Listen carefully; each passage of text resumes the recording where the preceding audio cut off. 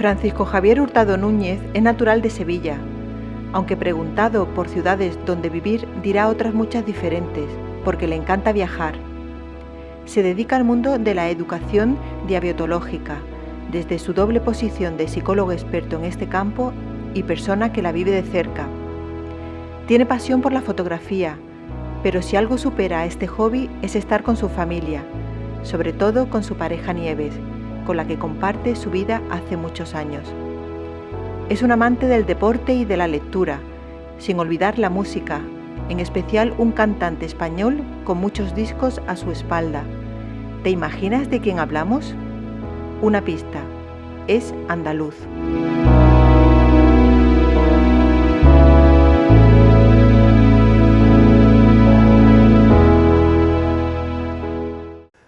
Javier, Buenas noches. Un placer estar aquí, ¿no?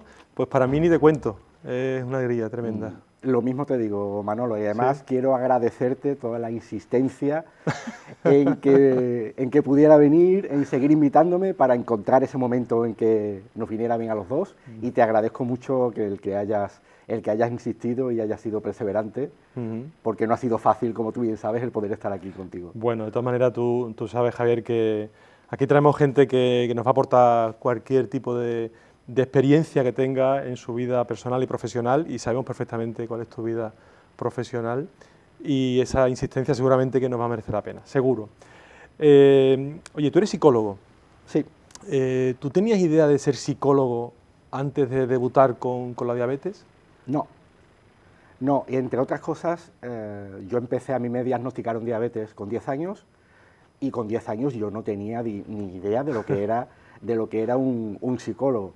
Y creo que ya no yo, sino la sociedad, si nos vamos a cuando yo tenía 10 años, que hace poquito tiempo, pero hace ya un tramo, seguramente no se sabía ni qué era un psicólogo, ni qué hacía un psicólogo, y la idea que se tenía era de películas, y además de películas muy lejanas, ¿no? No, a mí la idea de trabajar y estudiar psicología me vino años después de yo empezar con la diabetes, de debutar en diabetes. Sí. Sí, la verdad es que tienes mucha razón. Yo creo que ya en aquel entonces no había mucha idea, y bueno, hoy hablaremos durante la entrevista, quizás todavía hoy en día todavía no se sabe muy bien lo que hace un psicólogo, Cierto, porque cierto, sí. en tu campo, por ejemplo, que eres un experto universitario en educación diabetológica, ¿qué hace un psicólogo dentro del mundo de la diabetes?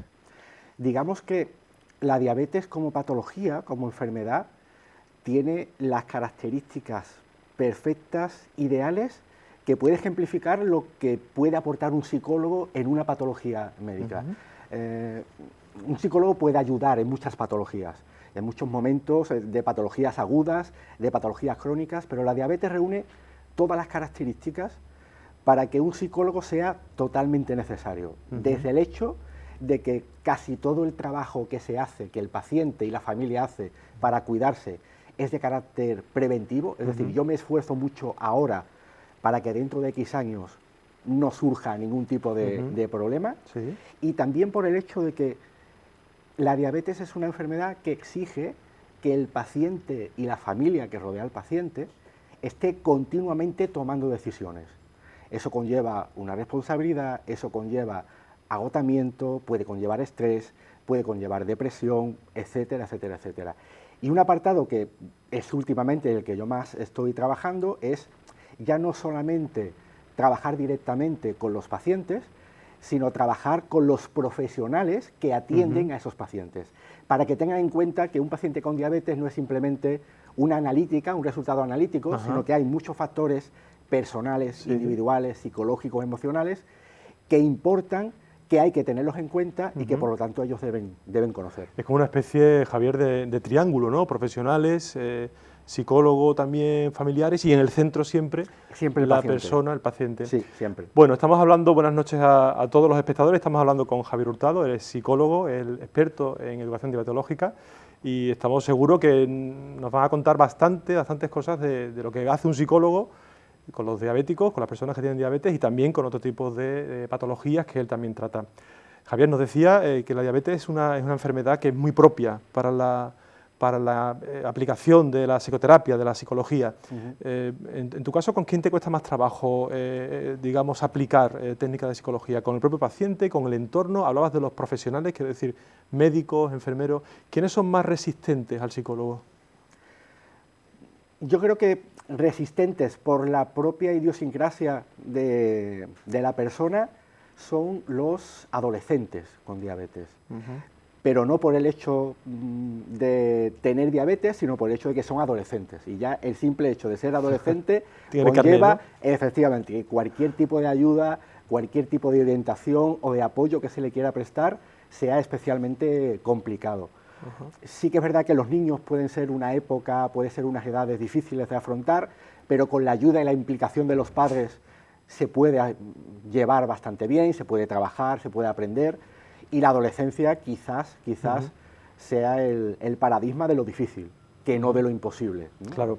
La gente sabe lo que es la diabetes, Javier, porque se habla de diabetes, a veces incluso viejos chistes de yo no soy diabetes, ¿no? Aquello de Betty Sevilla, se llama antiguo. Sí, aquí en Sevilla eso, sobre todo, ¿no? Sí. Pero la gente de verdad, porque habrá familias que debute su hijo infantil o su hijo adolescente con la diabetes y no saben lo que es, porque a lo mejor no tienen otros casos en la familia. ¿Se sabe lo que es la diabetes realmente? No, a día de hoy sí que es cierto que cada vez se va conociendo más, pero lo que es realmente la diabetes, e incluso identificar que no todas las diabetes son iguales. Existen fundamentalmente dos tipos de diabetes, diabetes tipo 1, que es la que se da en los niños y en la gente más joven, y la diabetes tipo 2, que es la que tiene la mayoría de las personas con diabetes y que se suele dar en adultos y en personas más mayores, aunque ya también está apareciendo a nivel de adolescencia y gente más joven, pero no se conoce realmente. Y de hecho incluso quizás lo que sea más problemático es que hay muchas personas con diabetes que ni ellas mismas tienen claro qué es eso de la diabetes. De hecho, hay muchas personas en el ambiente profesional, sabemos que hay muchas personas que, aunque tienen diabetes y tienen su diagnóstico, si el tratamiento que tienen para esa diabetes es tomar unas pastillas, que nunca es eso solamente, pero ellos consideran que lo único que tienen que hacer es tomar unas pastillas, ellos no consideran que tienen diabetes. A veces consideran, yo tengo un poquito de azúcar, o incluso te llegan a decir, como yo tomo pastillas, yo tengo azúcar de la buena. Y como el colesterol, ¿no? Efectivamente, y el paciente que tiene diabetes y que se tiene que tratar con insulina, con inyecciones de insulina, pues según ese perfil de paciente, con ese conocimiento mínimo, dice que tiene diabetes de la mala. O sea, asimila la diabetes mala con ponerme inyecciones de insulina, la diabetes buena con tomar pastillas. Realmente se lleva mucho tiempo trabajando ya para que eso cada vez vaya mejorando, se vaya conociendo, pero sí es cierto que nos queda muchísimo camino por recorrer, muchísimo. Porque también la diabetes, se puede hablar, al hablar de diabetes se habla de nutrición. Sí. Tampoco hay mucha educación, ¿no?, sobre la nutrición. Ahora parece que en los colegios se intentan hacer talleres y, en fin, algún tipo de formación tanto puntual. Sí. Pero quizás si se invirtiera más en educación nutricional, ¿podríamos evitar más casos de diabetes o eso? Pues posiblemente, sí, además eso está demostrado, eso está claramente demostrado. Si se interviene sobre el estilo de vida de la población, el porcentaje de pacientes con diabetes, en este caso diabetes tipo 2, disminuiría. O en el caso de que apareciera la diabetes, aparecería mucho más tarde y sería de mucho mejor pronóstico.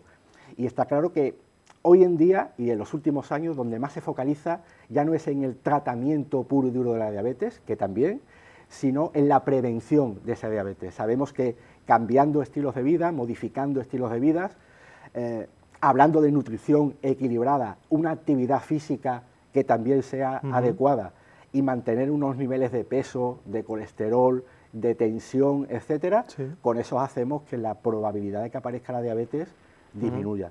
O sea, el mensaje que tú estás transmitiendo, Javier, es que el autocuidado da sus frutos. Totalmente demostrado. Hay personas que dicen, ya no solamente con el tema de la diabetes, hay personas que dicen, es que al final cuidarme no sirve de nada porque mira, al final me han diagnosticado un cáncer o me han diagnosticado tal o cual enfermedad. Total, que no ha servido de nada. Y sí sirve porque el pronóstico es mucho mejor si te cuidas. Y porque además muchas veces, como tú bien estabas apuntando, hay veces que la enfermedad se prolonga en el tiempo, es decir, tarda más en aparecer, ¿no? Y cuanto más tarde, mejor. Sin cuanto duda. más tarde en aparecer, mucho mejor. Siempre teniendo en cuenta que si hablamos de prevención, nos referimos a la prevención en la diabetes tipo 2. Ajá. En la diabetes tipo 1, a día de hoy, no sabemos, dentro de un tiempo, pero a día de hoy la diabetes tipo 1, por ahora, no se puede prevenir. Ahí no, como no depende directamente del estilo de vida, Sí. pues no se puede prevenir, no se puede sospechar claramente, no se Claro. puede intervenir, con lo cual diabetes tipo 1 no se puede prevenir, pero diabetes tipo 2 sí. Es importante que hagas esa diferenciación para que nuestros espectadores, bueno, esto también tiene, este programa tiene un punto pedagógico, un punto de aprender, ¿no?, cosas nuevas, y por eso pasáis profesionales y por eso os esperamos. Aunque no podáis venir durante una semana, por eso os esperamos. Aparecía antes una imagen de una asociación. Yo sé que tú has trabajado mucho en asociaciones, te he escuchado muchas conferencias en el YouTube. Hay muchas conferencias tuyas, porque no solamente impartes conferencias por aquí, sales fuera de nuestra comunidad, te vas a Barcelona, en fin, estás por muchos sitios. Y yo me ha llamado la atención, Javier, que te he escuchado muchas veces la diferencia entre enfermos y personas con enfermedad. ¿Para ti qué son realmente? ¿Una u otra? ¿Qué hay? ¿Enfermos y no enfermedades o cómo es eso? Bueno, esta lucha o esta forma de intentar diferenciar lo que es un diabético versus una persona con diabetes, esto viene de muchos años atrás y lo trabajé con un enfermero catalán que trabaja en pediatría, que se llama Miquel Flores, y sobre todo ya surgió como una llamada de atención, más que para los propios afectados, en principio, más que para las personas con diabetes, para los profesionales, para que a la hora de trabajar con esas personas, con esas familias, Sí. se pasara el límite de no vamos a trabajar con una diabetes, sino que vamos a trabajar con una persona que se llama Pepito, que se llama Manolita, que tiene X edad, que tiene una familia, que tiene unas aficiones, etcétera, etcétera, y además de todo eso, tiene diabetes. Claro. Entonces fue como una llamada de atención a decir, no trabajáis con diabéticos, trabajáis con personas con diabetes, y la persona siempre tiene que estar delante de la enfermedad, o como mucho al lado. Si nosotros utilizamos sobre todo el diabético, diabético, ponemos a la diabetes por delante de la persona. Y ahí ya nos estamos equivocando en el enfoque. La persona siempre tiene que estar delante, como mucho al lado. La verdad es que es un enfoque, me parece muy interesante, Javier, un enfoque muy sistémico, un enfoque globalizado, un enfoque en el que está demostrado las ventajas de lo multiprofesional, ¿no?, de lo que es el equipo multidisciplinar, que eso es muy importante a la hora de abordar no solamente esta patología, sino cualquier otra. No ver solamente la enfermedad, no ver solamente lo que describen los libros de patologías, sino ir más a ese contexto que tú apuntabas, ¿no?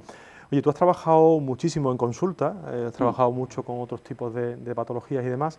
¿Te resulta más fácil trabajar con personas que tienen diabetes que con otras personas por aquello de que tú también la tienes? Es decir, aquello que hay pacientes que te dicen, ¿tú qué sabrás lo que tengo? Sí. En el caso tuyo, tú le puedes enseñar el carnet rápidamente, decirle, sé lo que tienes porque lo tengo desde hace muchos años. ¿Te sirve ese enfoque personal? Enseñar el carnet no, porque en el carnet Simbólico. no pone, te entiendo. Imagínate. Pero sí, está claro que sirve, sí, sin duda. Y tanto es así... ¿Pero a ti o a ellos? A ellos. Y a mí, evidentemente. O sea, en una relación terapéutica yo utilizo lo que sé que le va a servir al que tengo enfrente. Y entonces el hecho de yo tener diabetes, si los que tengo en consulta no lo sabían, yo me lo guardo para determinado momento. O sea, yo no me presento como soy Javier, soy psicólogo, soy especialista en diabetes o trabajo con personas con diabetes y tengo diabetes. No, porque eso normalmente es una bala que tengo en la recámara para determinados momentos en que sí que es verdad que me argumentan ese tipo de cosas que tú dices, ¿no? Porque, y no se da solamente en diabetes, se da en muchísimas patologías, ¿no? Que evidentemente la persona que lo sufre tiene que sacar eso y tiene que expresarlo, y muchas veces con el profesional sanitario pues es lógico y muy factible que diga, es que usted no me entiende lo que yo estoy pasando. En mi caso, si me dicen eso, que es muy habitual que lo hagan, ahí sí puedo decirle, mira, sí te entiendo perfectamente. Ahí es lo de... Y sí sé por dónde estás pasando. Y además sé lo que te puede ayudar, no por tener diabetes, sino porque tengo diabetes y tengo los conocimientos y tengo la preparación para poder ayudarte. También es verdad que esa bala en la recámara cada vez la puede utilizar menos. Lo de la bala, Javier, me da miedo, ¿eh? Sí, sí, bueno, tú sabes que ya... O la carta, el as en la manga. El as en la manga, vale, sí, Bueno, sí. Vale. Utilizamos el as. Que la bala suena un poco como, ¿qué hace Javier después de la consulta? Que de alguna manera después dispara al paciente. Oye, muchos años en la consulta, pero ahora llevas mucho tiempo trabajando, hablabas de Barcelona, en un laboratorio, ¿no? En Sanofi, me parece. Sanofi, sí. Llevas mucho tiempo allí trabajando, dando muchas conferencias, ahora estás también en un departamento, háblanos un poco porque te alejas quizás un poquito de lo que son las labores del psicólogo, pero supongo yo que también esa formación en psicología te sirve para desarrollar tu trabajo en este área, ¿no? Cuéntanos un poco qué haces allí, en Sanofi. Sí, yo trabajo en Sanofi, estoy dentro del departamento de marketing Sanofi Diabetes. Ajá.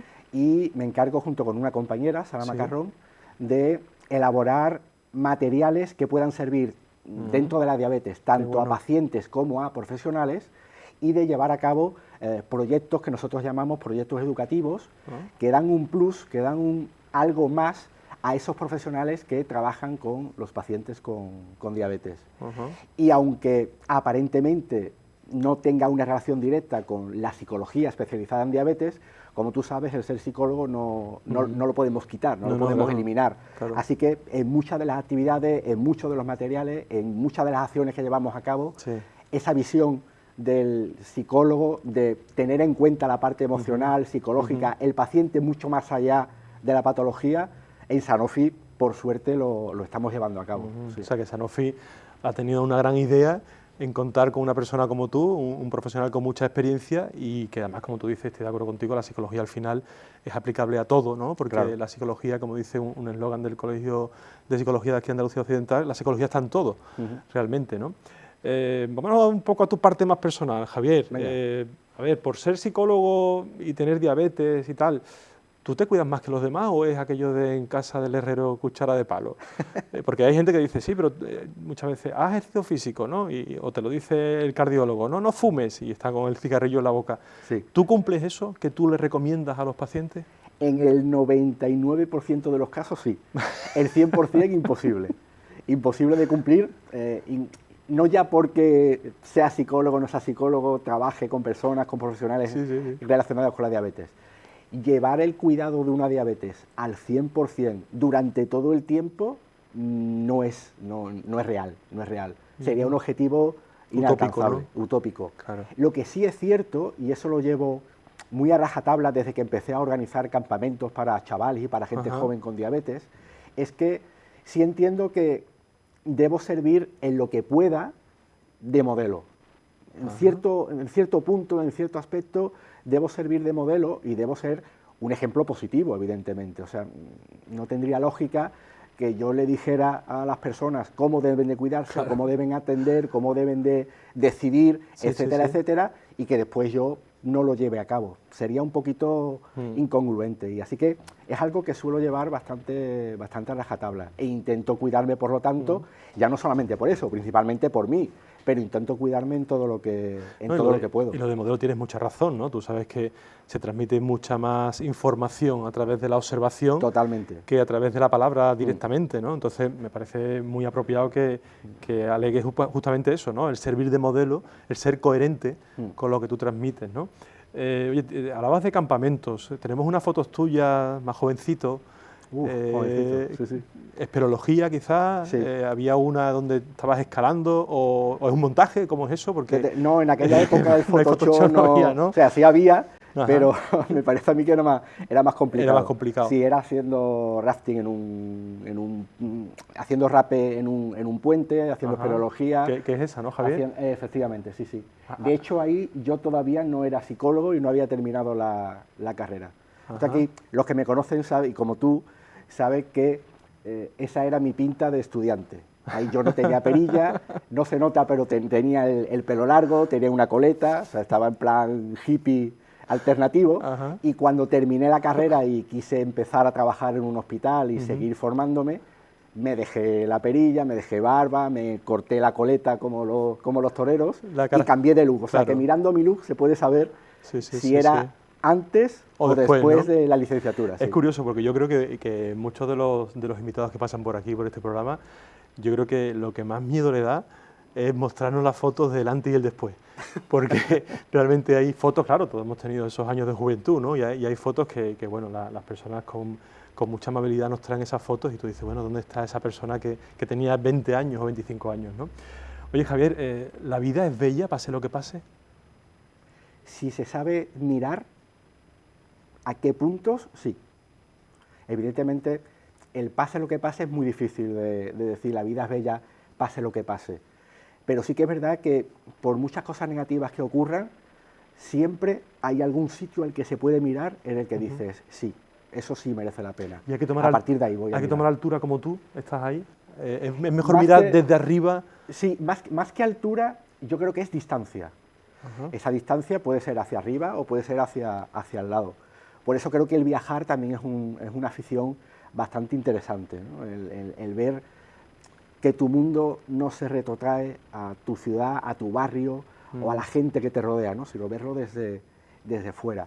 También es verdad que ese tipo de aventuras donde me iba 2 semanas de escalada Sin móvil. que en aquella época no había móvil, mi padre y mi madre especialmente súper preocupados, sin saber cómo estábamos, eso sí te ayuda muchas veces a dimensionar los problemas de tu día a día, a darte cuenta de que cuando estás metido en ello, evidentemente es lo más importante para ti, Sí. pero a veces es necesario salir fuera, verlo desde fuera, y además eso también te permite ver distintos puntos de vista Claro. y te permite racionalizar o darle el peso que realmente tiene, porque a veces un problema mínimo, si le damos muchas vueltas, Sí. vueltas, lo hacemos muy grande, y a veces es preferible salir, verlo a distancia y darte cuenta de que, bueno, es importante, pero todo es relativo.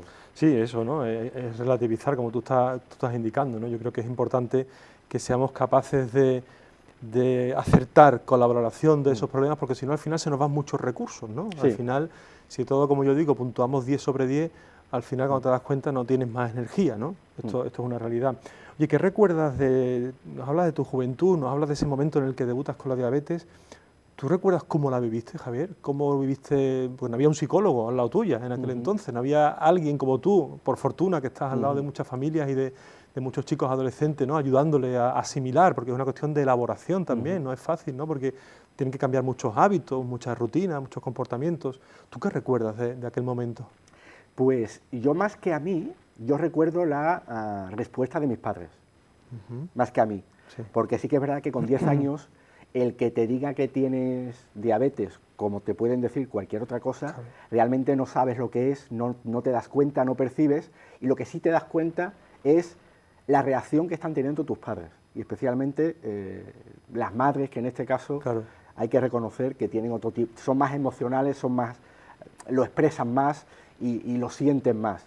Entonces yo veía la respuesta de mi madre, y claro, pues evidentemente era miedo, era temor, pero por suerte supieron coger el toro por los cuernos, me ayudaron en todo momento, evidentemente, y dentro de lo que cabe no fui un niño especialmente rebelde, pasé por mi adolescencia, donde realmente empecé a darme cuenta de qué era esto de tener diabetes, porque ya uno se va haciendo más responsable de todos sus cuidados, de todo lo que hace, de todo lo que tiene que hacer, Sí. empieza a entender cosas que me decían los especialistas con 10, 11, 12 años.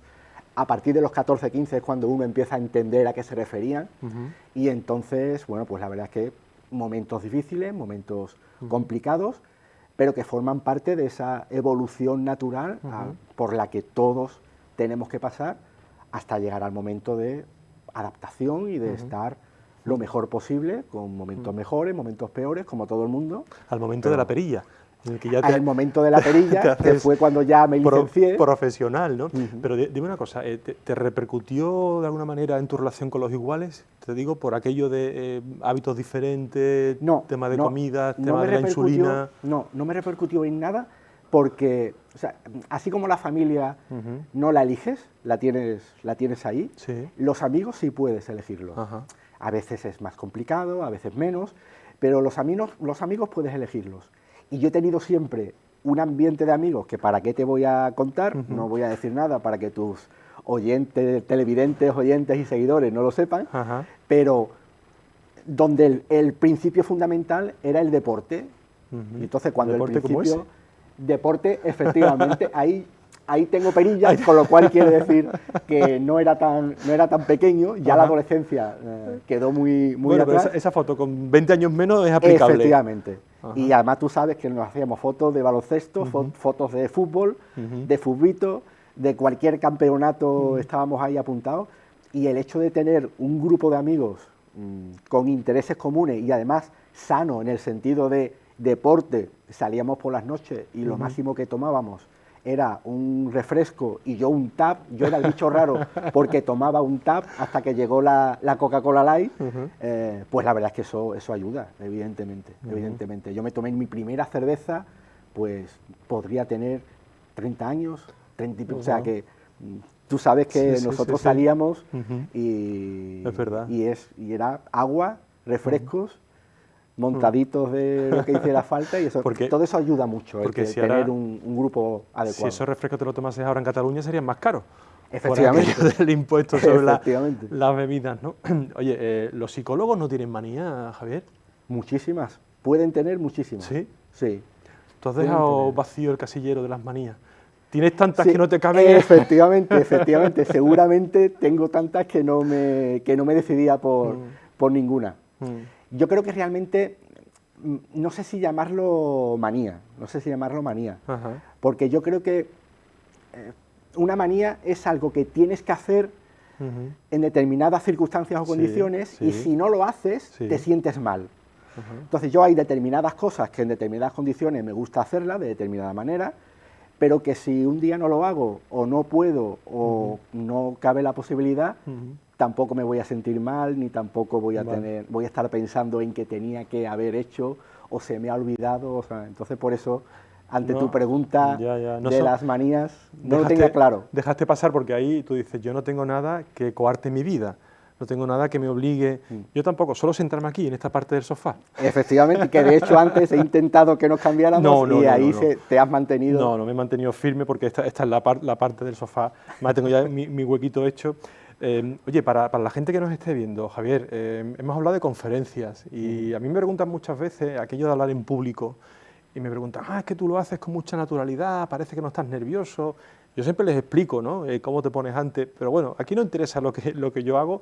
¿Cómo lo haces tú, Javier, antes de dar una conferencia? ¿Cómo te preparas? Hay a veces auditorios que puedes tener, ¿cuántas personas? Sí, bueno, bastante grande. O sea, bastante. Yo tengo encuentros profesionales desde 1 a 1 hasta 2, 3, un centro de salud completo o un congreso, como hace relativamente poco, que puede haber 400, 500, 600 ¿Y cómo te personas. manejas tú en una ponencia de ese tipo? Yo creo que hay 2 puntos claves. El primer punto... Tomad nota. Al menos para mí, que me sirve para mí. El primer punto es tener muy preparado lo que vas a explicar y lo que vas a decir. O sea, manejar, ¿no? Manejar el tema con el que vas a trabajar. Y eso no quiere decir saberlo todo, porque además es imposible saberlo todo. Yo he trabajado con otros compañeros, con otros profesionales que me han pedido cierta orientación. Claro, y a veces está la inquietud de, pero ¿y si me preguntan algo que no sé, que no domino, y si no sé responder? Pues no pasa absolutamente nada, no se puede saber todo.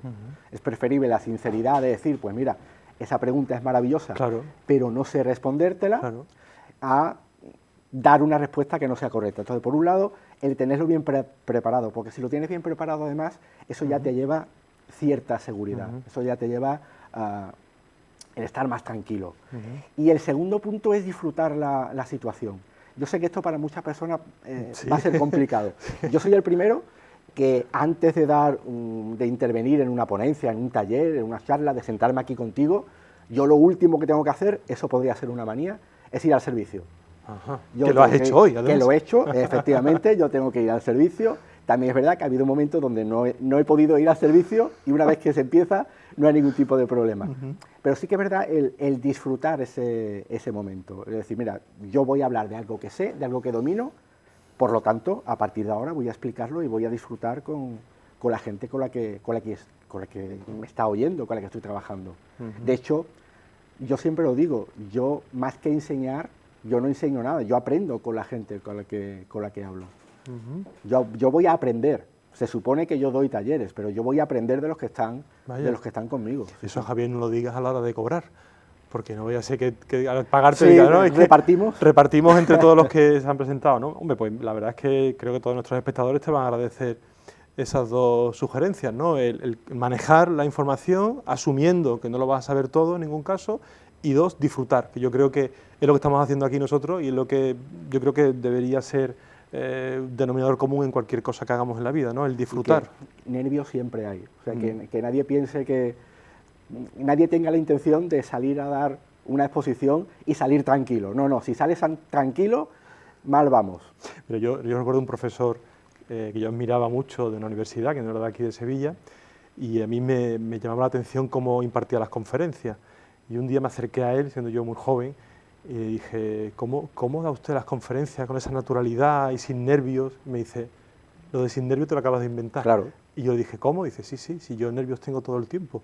Dice, lo que pasa es que ya las tablas me permiten ser capaz de mostrarme con esa naturalidad, ¿no? Pero además me decía él, los nervios es señal de que estoy vivo. Sí. Y bueno, casi es lo de disfrutar, que tú decías, Javier. Hablas de aprender. ¿Ya has aprendido a hacer fotos o todavía...? No, que va. ¿Sigues por ahí? Sigo por ahí, ¿Sí? por ahí, no he aprendido. No he aprendido, además, yo creo que las fotos que yo tengo buenas son porque al tener ahora cámaras digitales, haces 500.000 de fotos cada vez que haces un viaje o un reportaje o vas a algún sitio. Entonces, ¿alguna? por probabilidad, Claro. alguna tiene que salir bien. Sí que es verdad que le pongo intención y que hay cosas que me salen porque yo he querido que salgan así, pero hay otras que creo yo que tienen un resultado digno y que es pura pota. Y también es verdad que hay determinados sitios que las fotos te salen bien, sí o sí, como cuando hay una persona fotogénica. Da igual cómo le hagas la foto, da igual qué pose tenga, te va a salir bien. Se me ocurre una persona fotogénica, por ejemplo, Nieves. No sé Bueno, si te suena... No sé, me suena ¿Te algo suena ese nombre. ¿Quién es Nieves, Javier? ¿Cómo lo describo yo en pocas palabras? Mira, sería, si todos somos una moneda, pues ella sería la otra parte de mi moneda. Ajá. Quizás Vaya. más simple creo que... Porque es muy diferente a ti, por eso, o porque es un complemento. Complemento. Es diferente, claro que sí. Ajá. Sí. No tiene perilla. No tiene perilla, por suerte es mucho más guapa que yo. Sí, pero es... Y además porque en una moneda, si no están las dos caras, no hay moneda, por lo tanto...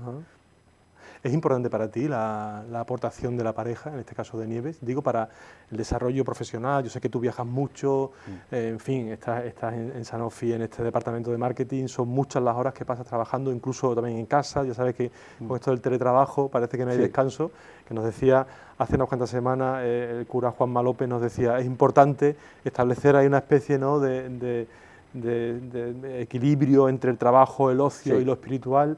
Es importante, te pregunto, la situación con una pareja, es decir, el apoyo, el complemento de una pareja. Es fundamental. Si no fuera importante, yo no podría, por ejemplo, estar desarrollando el trabajo que estoy haciendo en estos momentos. Yo necesito de su comprensión y de su apoyo, porque si no, mi pareja pasa mucho tiempo sola, yo mucho tiempo de viaje, y ese tipo de relación, ese tipo de comunicación y de contacto no siempre es posible. Entonces ella tiene que ser, empezando por comprensiva, a partir de ahí ponle todos los adjetivos positivos y buenos que tú quieras. Sí, por supuesto. Sí.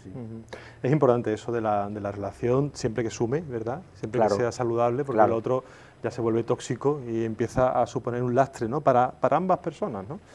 Te voy a mencionar un cantante que creo que habrás escuchado aproximadamente unas 10 millones de canciones de él, que coincide con otro cantante en el nombre, nada más, de mi gran gusto, ¿no?, que es Miguel, pero en el caso tuyo no es el Miguel Bosé que yo siempre defiendo, ¿no?, es otro Miguel granadino, ¿no? Efectivamente. Mike River, que se llamaba antes, ¿no? Mike Ríos, en su momento, comenzó. Y ahora Miguel Ríos hace ya muchísimo tiempo, y él tiene una canción, tú nos pusiste como ejemplo esta canción, Todo a pulmón.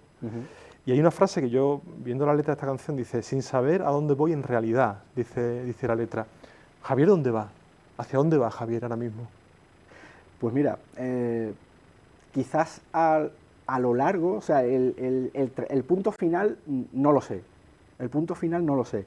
Sé una estación, valga el símil del tren, sé una estación que está un poquito más cerca.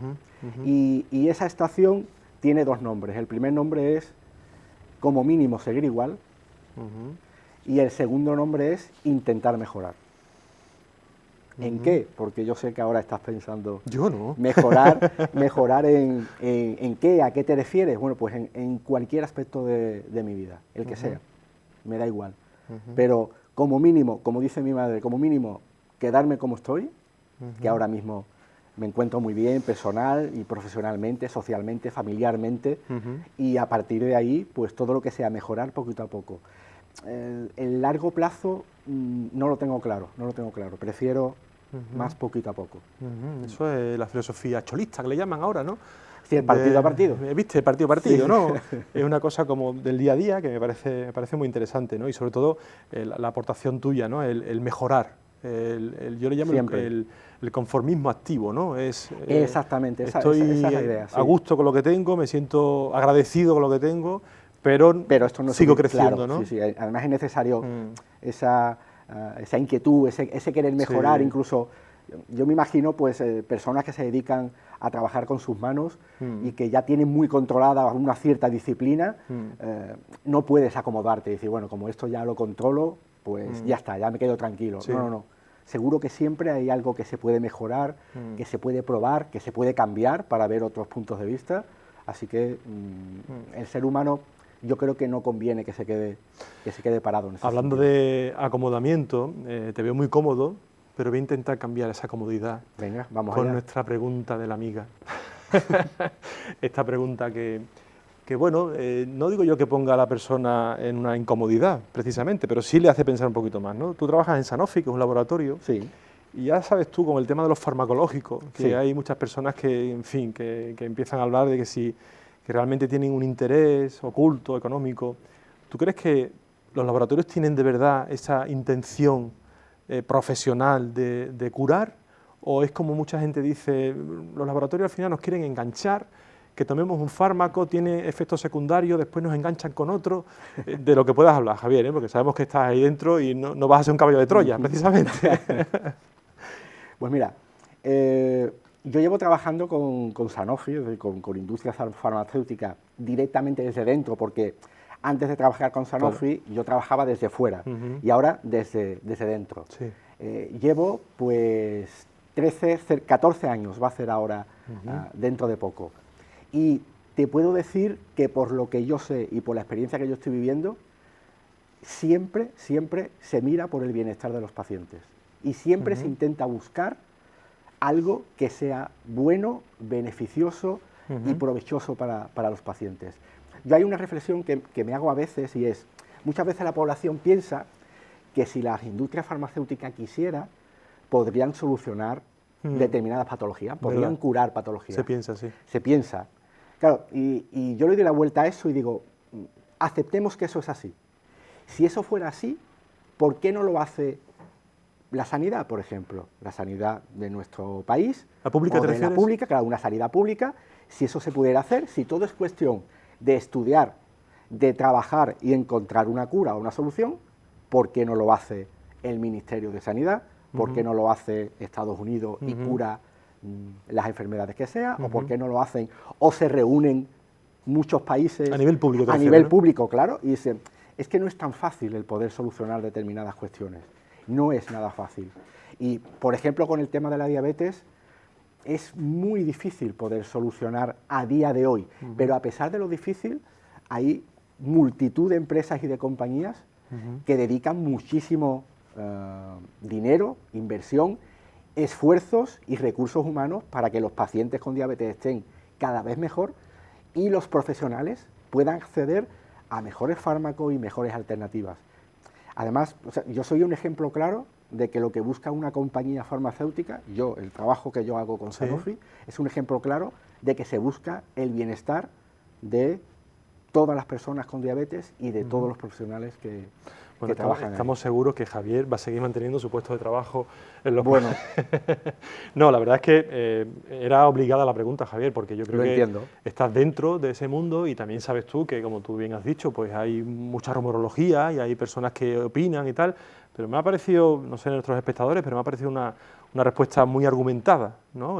Porque además conoces el interior de ese mundo. Y bueno, de alguna manera tienes esa parte de razón, ¿no? De que no solamente hay un interés económico, porque en definitiva interés económico lo tenemos todo, ¿no? En todo, en efectivamente, todo lo que interés hacemos, económico ¿no? hay en todo. Efectivamente, eso es así, ¿no? Y sin olvidar, perdona Manolo, Sí, que al sí. final la última palabra siempre la tiene el profesional sanitario. Claro. Es decir, una compañía puede sacar un fármaco X Sí. para la enfermedad X, Mm. pero el que decide si tiene validez, no tiene validez, le vale a mi paciente, es beneficioso, etcétera, etcétera, al final es el médico, es la enfermera, con lo cual, si ellos lo usan, Sí. no será porque Bueno. la industria farmacéutica está obligando a ellos, sino Sí, porque sí, sí. realmente los resultados que se observan son buenos y son adecuados. No, Javier, yo doy una vuelta de tuerca más. Yo creo que al final la última palabra la tiene el paciente. También, que evidentemente. decide tomarse Evidentemente. la medicación, porque en eso también somos muy malos, ¿eh? Que hay que decirlo todo, que muchas veces la eficacia de los tratamientos farmacológicos se pierde por el camino cuando nos convertimos todos en médicos, ¿verdad? Y nos empezamos a quitar medicación cuando ya la sintomatología empieza a desaparecer. Cierto, sí, y sí, no sí. seguimos la prescripción, ¿no? Que yo digo siempre que una prescripción de un médico está para algo y la forma de regular esa dosificación del tratamiento está por algo, ¿no? No es una cuestión de gusto, no es que el médico esté sentado Sí. y diga, te vas a tomar 3 pastillas al día. Tiene su estudio, hay un estudio detrás, hay una investigación, hay unos datos que justifican eso. Oye, Javier, no te vas a librar del triángulo, ¿eh? Este triángulo maravilloso que nos traen todos los invitados aquí a la mirada del psicólogo. Hay un vértice del triángulo que es muy repetido, que es el de la familia y los amigos, pero a mí me ha llamado la atención porque lo has puesto en el mismo sitio. Hay personas que lo ponen en 2 vértices diferentes y tú lo has aunado, y antes hacías referencia al tema de que la familia no se puede elegir, pero los amigos sí. Sí. ¿Por qué has unido eso, Javier? Familia y amigos, lo has puesto en el mismo punto. Quizás sea el entorno social, quizás como haciendo referencia al entorno social más cercano. Entiendo. Y por una parte está tu entorno social familiar, que normalmente no se elige, y si tienes la suerte de tener una buena familia, pues chapó, como sería mi caso, por ejemplo. Yo tengo una familia que es impresionante, mire por donde mire, a mis padres, a mis hermanos, yo a mis hermanos, a David y a Raúl los admiro, ellos no lo saben, pero los admiro, son más pequeños que yo, y me parece que el planteamiento de vida que tienen y cómo afrontan las dificultades y cómo van día a día me parece asombroso. Esto va a quedar para siempre, ¿eh? Esto va a quedar para siempre. Bueno, así que pues cuidado. Y después los amigos, porque como los amigos se eligen, yo elijo con quién quiero estar. Y ya esos amigos forman parte de la familia. Tú sabes además que en alguna ocasión yo he utilizado la palabra mi hermano político, ¿no? Y me refiero a eso, ¿no? Es decir, bueno, pues yo tengo determinadas personas que son amigos, que no somos familia directa, pero es como si fueran mi familia. Y hasta ahí puedo leer porque esto también queda para siempre. Te ha quedado muy Mayra eso, total, ¿no? Decías también en el triángulo, y casi lo has mencionado antes, que te parece muy interesante el tema de la pasión por lo que se hace y el esfuerzo por seguir avanzando. Tú hacías antes referencia al disfrute y al seguir creciendo como persona.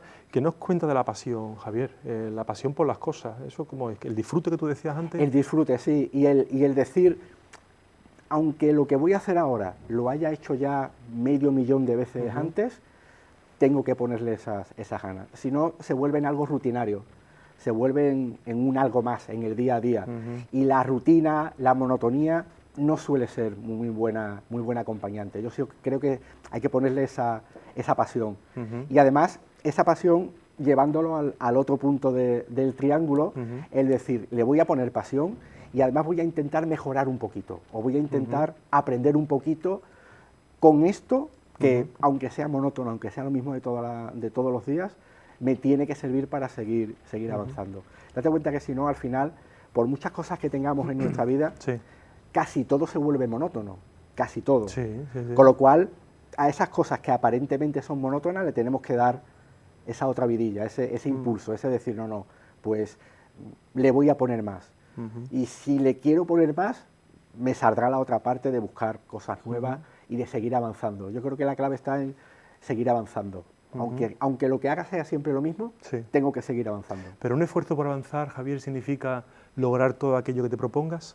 Es imposible lograr, creo yo, que es imposible lograr todo lo que uno se propone. Pero que lo tiene que conseguir, sí. Intentarlo, sí, efectivamente, sí. Intentarlo, siempre hay que intentarlo. Está bien que digas eso, y no lo he manipulado, ni le he dicho nada antes de empezar, pero es que hay veces que hay ese mensaje, ¿no? Hay un poco en el ambiente, hay muchos mensajes que se aparecen ahí, incluso por internet, y muchos libros de autoayuda y demás, de si algo quieres conseguirlo, solamente tienes que proponértelo, tienes que esforzarte y lo conseguirás. Y bueno, eso para nuestras consultas viene muy bien, porque después eso genera frustración en las personas, pero a mí me da pena, la verdad, porque se transmite muchas veces ese mensaje equívoco de que todo depende del esfuerzo. Y es verdad que el esfuerzo es importante, sí, para establecer una probabilidad de logro, pero después son otros los factores que hay que tener en cuenta y que no dependen de ti. Exacto. Y está bien que lo digamos dos psicólogos, Javier, porque a veces hay compañeros nuestros que a lo mejor transmiten un poco ese mensaje del poder de la mente, ¿no? Y de todo aquello que se puede conseguir a través de ese esfuerzo, como digo, y realmente no es así, ¿no? De hecho, yo cuando trabajo con pacientes, al igual que cuando hago determinados talleres con profesionales, sí, siempre intento mostrarles que a los pacientes, cuando hablo de profesionales, o nosotros con nuestros pacientes en consulta, sí, tenemos que reforzarle la idea del esfuerzo, valga la redundancia. Sí, o sea, sí, sí. Si tú te estás esforzando, lo estás intentando, estás yendo más allá, estás poniendo todo lo que puedes poner, ya lo has conseguido, me da igual el resultado. Si solamente reforzamos los resultados, la frustración puede ser importante, muy importante. Sí, porque realmente estamos en una sociedad muy resultadista, ¿no? Efectivamente, en el que todo lo que se valora realmente es el final, pero no el camino, ¿no? Hablando de camino y de final, Javier, hemos llegado al final. No, final de esta entrevista. Se me ha hecho larga. ¿A que sí? Se me ha hecho, como todos como todos tus entrevistados dicen que se hace súper corto, pues yo puedo hacerme notar. Para variar, pero la verdad es que ya te decía al principio que merecía la pena y bueno, seguiremos la próxima temporada con este programa, se supone, pero aquí en Telecable Utrera, pero yo creo que era una cuestión que no podíamos dejar pasar, traerte aquí como invitado. Tenemos una gran relación fuera de este programa, pero yo creo que hay que hacer un poco de justicia también, ¿no? A todos esos profesionales un tanto desconocidos, ¿no? Digo desconocidos fuera de los medios, pero que hacéis una labor tremenda y que ayudáis a miles de personas con el paso de los años y que muchas veces no tienen esa cabida en los medios de comunicación, ¿no? Así que como lo has hecho tan bien, aunque te ha resultado un poquito larga, tenemos aquí un cuadro de nuestra pintora de Toñi de la Rosa, a la que conozco y personalmente, adoro, es una mujer encantadora. También es este cuadro que nos acompaña de fondo junto con todo este mobiliario de Muebles Climent en cada programa.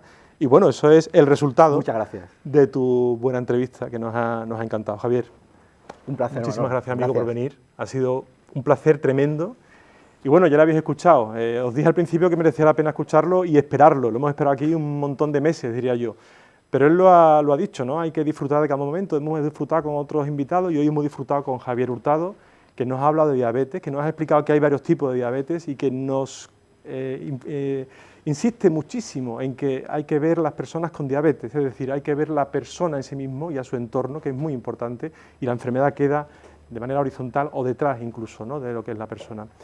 Y como dice él, seguir disfrutando de cada día y eso sí, seguir luchando por avanzar, aunque no consigáis el resultado, disfrutar del camino, que realmente es lo que importa. Nos vemos el próximo miércoles.